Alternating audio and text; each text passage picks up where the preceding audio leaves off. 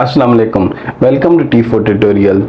आज की इस वीडियो में हम देखेंगे इलेक्ट्रॉनिक रिकॉर्ड कीपिंग से related MCQs. Electronic record keeping में बहुत सारे कंपोनेंट्स हैं जो कि इसके सिलेबस में इन्वॉल्व होते हैं, जिसमें से पहला कंपोनेंट जिसको आज हम पढ़ने जा रहे हैं वो है मल्टीमीडिया। मल्टीमीडिया से रिलेटेड एमसीक्यूज आज की इस वीडियो में हम डिस्कस करेंगे। बाकी इस इलेक्ट्रॉनिक रिकॉर्ड कीपिंग से रिलेटेड सीरीज़ की और भी वीडियोज हैं जो कि डेली की एक वीडियो आपको मिलेगी। What does the term multimedia refers to? Multimedia से क्या मुराद ली जाती है? तो यहाँ पर हमारे पास मुख्तलिफ ऑप्शंस हैं। तो जो करेक्ट आंसर है वो है combination of text, audio, video and graphics. ये तमाम चीज़ें जब मिलती हैं तो हमारे पास एक मल्टीमीडिया फाइल बनती है। Which of the following is not a type of multimedia element? इन तमाम में से कौन है जो कि मल्टीमीडिया का एलिमेंट नहीं है, जो मल्टीमीडिया में नहीं आता? करेक्ट आंसर है डेटाबेस। डेटाबेस जो है ये मल्टीमीडिया में नहीं आता। ऑडियो भी मल्टीमीडिया फाइल कहलाती है, वीडियो भी मल्टीमीडिया होती है, एनिमेशन जो कि इमेजेस या मूवेबल इमेजेस की शक्ल में होते हैं वो भी मल्टीमीडिया फाइल होते हैं। लेकिन जो डेटाबेस है ये बजाते खुद मल्टीमीडिया नहीं होते। विच software is commonly use for video editing? अच्छा, आपको वीडियो एडिटिंग के जो मशहूर सॉफ्टवेयर हैं उनका पता होना चाहिए, और इसके अलावा आपको जो फोटो एडिटिंग या ग्राफिक डिज़ाइनिंग के जो मशहूर सॉफ्टवेयर हैं उनका भी पता होना चाहिए। बेशक आपको आते ना हो लेकिन कम से कम उनके नाम ज़रूर आपको पता होने चाहिए, क्योंकि एमसीक्यूज में अक्सर ये पूछ लिया जाता है। Which software is commonly used for video editing? Correct answer है Adobe Premiere। Adobe Premiere का सॉफ्टवेयर है जिसके अंदर हम वीडियो एडिटिंग कर सकते हैं। अच्छा, इसके अलावा कुछ और भी वीडियो एडिटिंग के मशहूर सॉफ्टवेयर हैं, उनका नाम भी आपको याद आना चाहिए। जिस तरह से फिल्मोरा एक सॉफ्टवेयर है जिसमें हम वीडियो एडिट करते हैं, बहुत मशहूर है। इसके अलावा कैपकट, इसका आपको नाम पता होना चाहिए। और इसके अलावा एडोब प्रीमियर, ये वो सॉफ्टवेयर हैं जो कि बहुत ज़्यादा मशहूर हैं जिसमें हम जाकर वीडियो एडिटिंग करते हैं। इसके अलावा एडोब फोटोशॉप हमारे पास फ़ोटो एडिटिंग करने के लिए है। एडोब इलस्ट्रेटर हमारे पास ग्राफिक डिज़ाइनिंग करने के लिए, ग्राफिक्स बनाने के लिए। और एडोब प्रीमियर का तो हमने कह दिया कि ये हमारे पास वीडियो एडिटिंग के लिए। In multimedia what does compression refers to? File को कंप्रेस करने का मतलब क्या होता है? तो करेक्ट आंसर है reducing file size to save space and bandwidth. होता क्या है कि हमारे पास जो बड़ी फाइल्स होती हैं, बड़ी फाइल्स को कंप्रेस करने के लिए, उनका साइज रिड्यूस करने के लिए हम उन्हें कंप्रेस करते हैं।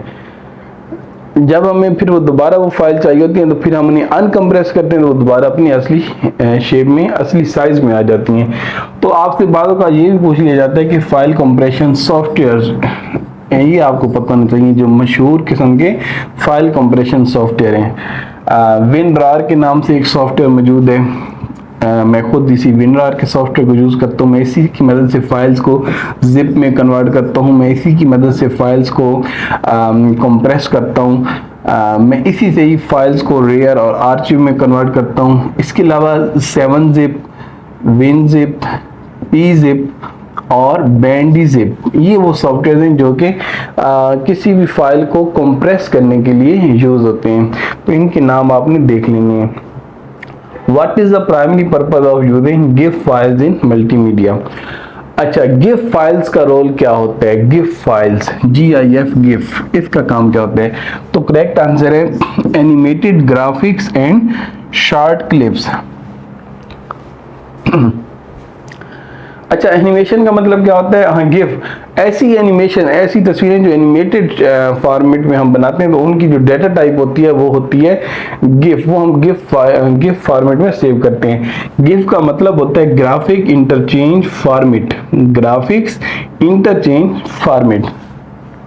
तो याद रहे कि जब भी एनिमेशन का जिक्र आएगा, जब भी एनिमेशन बेस्ड इमेजेस का जिक्र आएगा तो उसकी जो फाइल टाइप होगी वो गिफ होगी।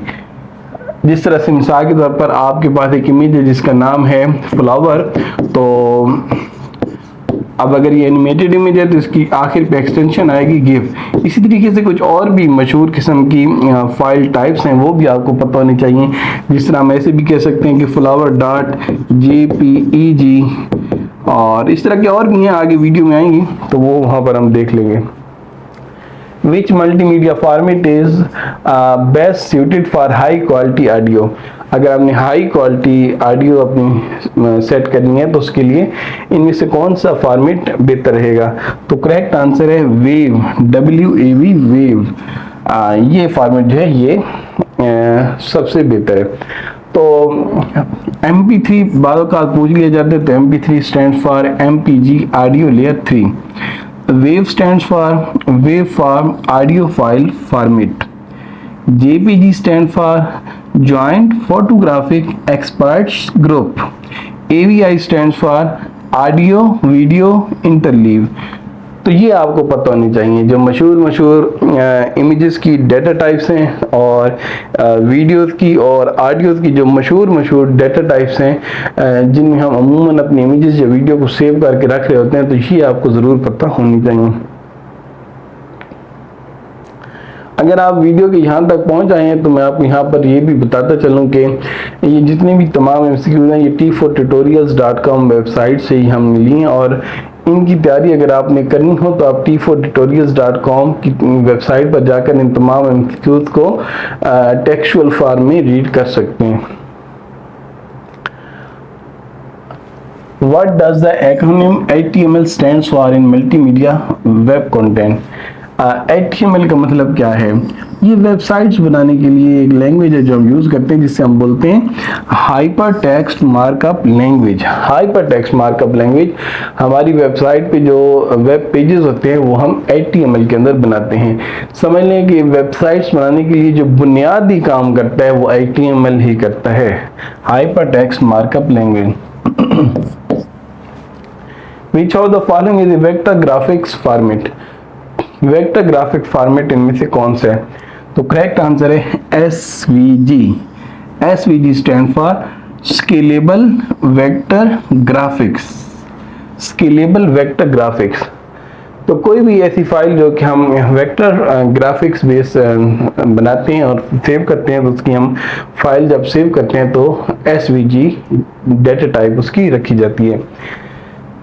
JPG stands for Joint Photographic Experts Group. PNG stands for Portable Network Graphics. GIF stands for Graphic Interchange Format. और हमारा जो करेक्ट आंसर है वो है SVG, यानी कि Scalable Vector Graphic। What is the primary function of a multimedia player? Multimedia player का primary function क्या होता है? तो करेक्ट आंसर है playing audio and video file. ये बहुत ही आसान सा MCQs है, ज़्यादातर लोगों को पता होगा, लेकिन कुछ लोग ऐसे भी हैं जिनको नहीं भी पता होता, तो इसलिए क्योंकि ये बहुत इंपॉर्टेंट MCQs था तो इधर यहाँ पर ऐड कर दिया गया। तो इसके बाद आपसे अक्सर पूछ लिए जाते हैं MCQs में कि विच of the following is multimedia player software.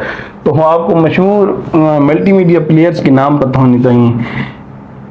ये वो तमाम सॉफ्टवेयर हैं जो कि मल्टीमीडिया प्लेयर्स हैं, यानी कि वीडियोस और ऑडियोस को प्ले करने के लिए इस्तेमाल होते हैं, और जिसमें VLC मीडिया प्लेयर आ जाते हैं, KM player, Pot player, GOM player, DivX player, Media Player Classic, RealPlayer, SM player और क्विक टाइम प्लेयर। ये वो तमाम सॉफ्टवेयर हैं जो कि जिनको हम मल्टीमीडिया प्लेयर्स बोलते हैं।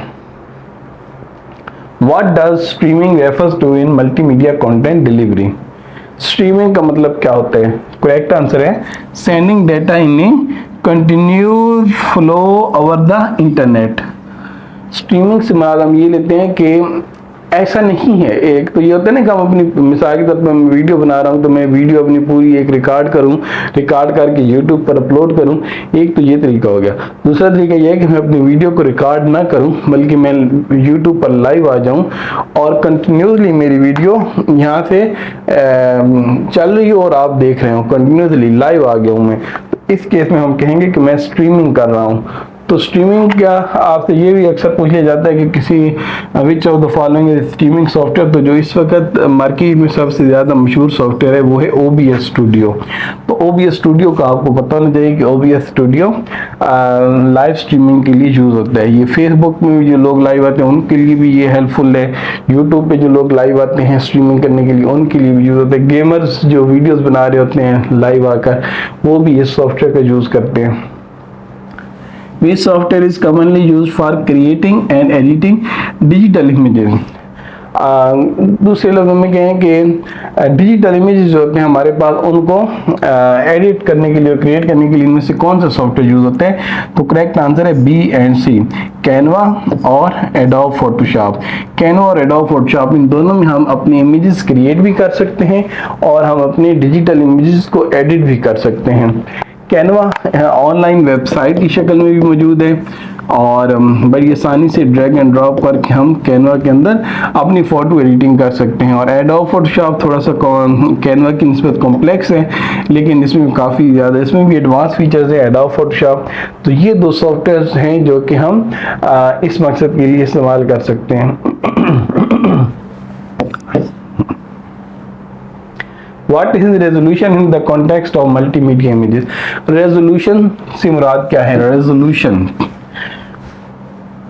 करेक्ट आंसर है द नंबर ऑफ पिक्सेल्स इन पर इंच। एक इंच में कितने पिक्सेल्स हैं उसे हम कहेंगे रेजोल्यूशन। मिसाल के तौर पे ये हमारी स्क्रीन का 1 इंच है, तो इस 1 इंच के अंदर कितने पिक्सेल्स पाए जाएंगे, ये हम जितने पिक्सेल्स होंगे हम कहेंगे कि हमारी स्क्रीन इतने पिक्सेल्स पर इंच है।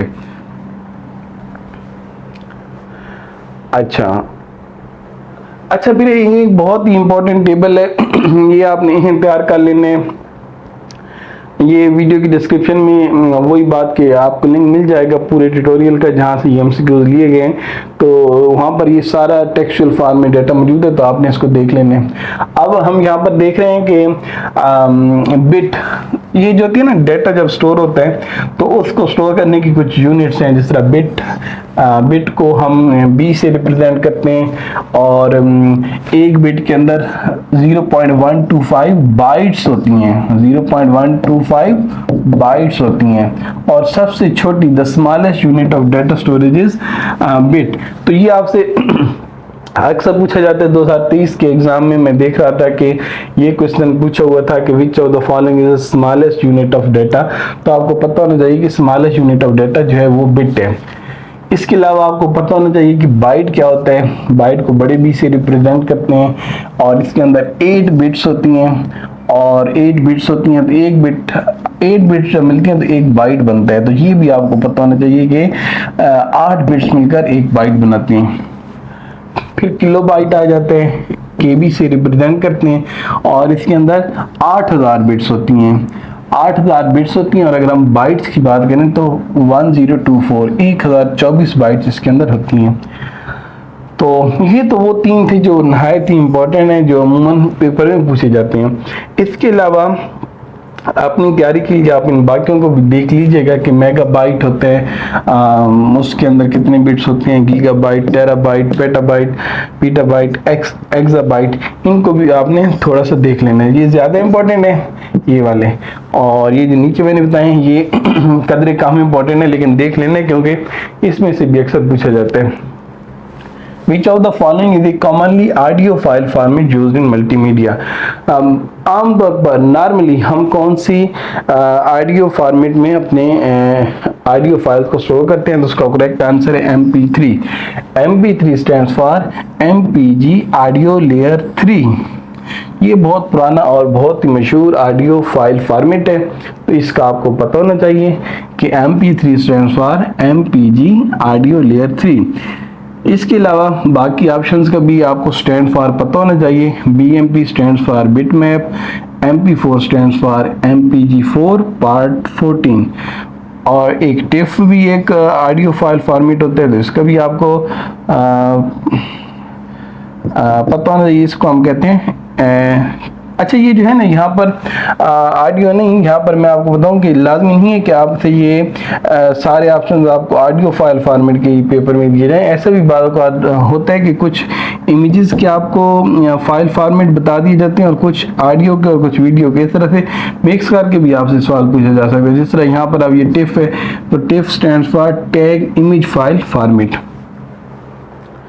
तो ये थे जी हमारे वो एमसीक्यूज जो कि इलेक्ट्रॉनिक रिकॉर्ड कीपिंग से रिलेटेड थे और जो स्पेशली मल्टीमीडिया के टॉपिक को कवर कर रहे थे। तो इसके अलावा मल्टीमीडिया के अलावा और भी कुछ टॉपिक्स हैं जो इलेक्ट्रॉनिक रिकॉर्ड कीपिंग में आते हैं, जिस तरह पीडीएफ फाइल से रिलेटेड, इमेजेस, ऑडियोज, वीडियोस और वेब से रिलेटेड, इंटरनेट से रिलेटेड, ईमेल से रिलेटेड, माइक्रोसॉफ्ट ऑफिस से रिलेटेड। तो ये तमाम एमसीक्यूज जो हैं इसकी सीरीज अब स्टार्ट कर दी गई है। तो अगर ये वीडियो पसंद आई है तो आपने कमेंट करके ज़रूर बताना है, ताकि हमारा भी मोटिवेशन लेवल बढ़े और हम इस वीडियो के सिलसिले को डेली बेसिस पर लाना स्टार्ट करें। तो कोई भी सवाल है तो कमेंट करके ज़रूर पूछिएगा। शुक्रिया, खुदा हाफिज़।